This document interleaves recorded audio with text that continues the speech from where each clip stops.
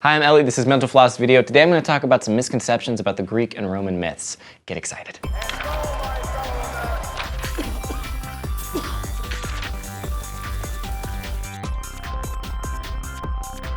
Misconception number one, Greek and Roman mythology are the same.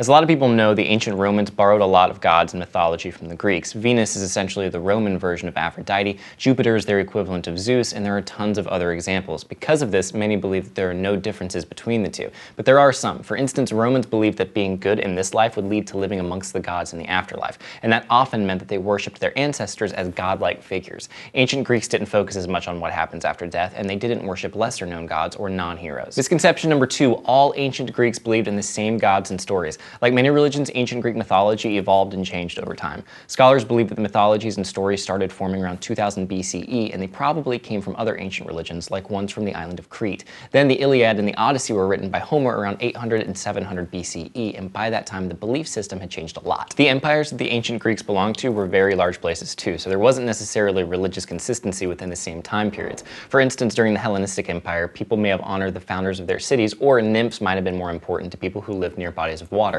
Plus, a lot of these stories were passed down verbally before they were ever written down, so it's inevitable that they changed over time. Misconception number three, there are 12 Olympians. The 12 Olympians were the 12 gods and goddesses who supposedly lived on Mount Olympus. The problem is that different sources, including ancient Greek texts, list different Olympians as part of the group, so there's no true 12. Generally though, there are Zeus, Hera, Poseidon, Demeter, Athena, Apollo, Artemis, Ares, Aphrodite, Hephaestus, Hermes, and either Hestia or Dionysus. But various texts replace some of these with Hebe, Helios, Selene, Eos, Eros, or Persephone. So the concept of the 12 Olympians is real, but an actual definite list of 12 does not exist. Misconception number four, the Titans were evil. So the Titans are deities in Greek mythology who preceded the 12 Olympians. Basically, the Greeks believed that there were a couple of generations of Titans who eventually gave birth to gods like Zeus, Poseidon, and Hera.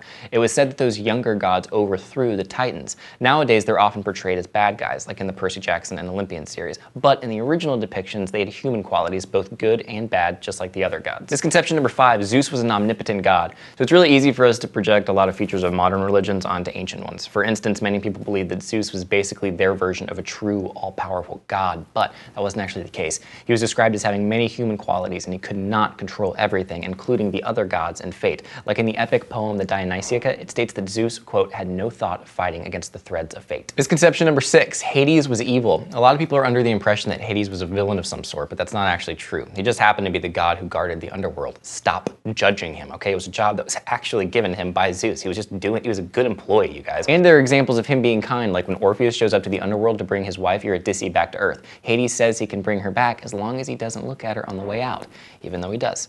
It's not technically Hades' fault, okay? The rules were perfectly clear. He also wasn't totally perfect. Like there was that time he kidnapped Persephone. But that wasn't out of the ordinary for any of the gods, all right? So in general, he wasn't considered an evil figure or devil-like. Misconception number seven, gods were all fictional characters. Actually, in Greek mythology, the poets wrote about half-gods who were not divine at all. These were often real people who were considered heroes, so they were described as gods. And the Romans declared many real people to be demigods, like Julius Caesar and Pompey. Misconception number eight, Pandora opened a box, letting evil out into the world. The expression Pandora's box is very well known, but in the original story, there's no box. Pandora actually opens a jar. Bummer. The myth first appeared in a poem titled Works and Days by Hesiod, which was probably written around 700 BCE, and in that version, she opens a pithos, the Greek word for large jar, which is how evil enters the world. In the 16th century, a writer named Erasmus of Rotterdam translated the story into Latin and changed Pandora's jar into a box, like you do. Misconception number nine, the ancient Greeks worshipped Ares, the god of war. Because one of the most famous epic poems out of Greece, the Iliad, is about a war, many people are under the impression that the god of war would be revered in ancient Greek mythology, but actually, he's on Troy's side in Homer's story, and many people didn't have much interest in worshiping him because he was considered violent and difficult. In many myths, the other gods were described as not liking him, including his own parents, Zeus and Hera.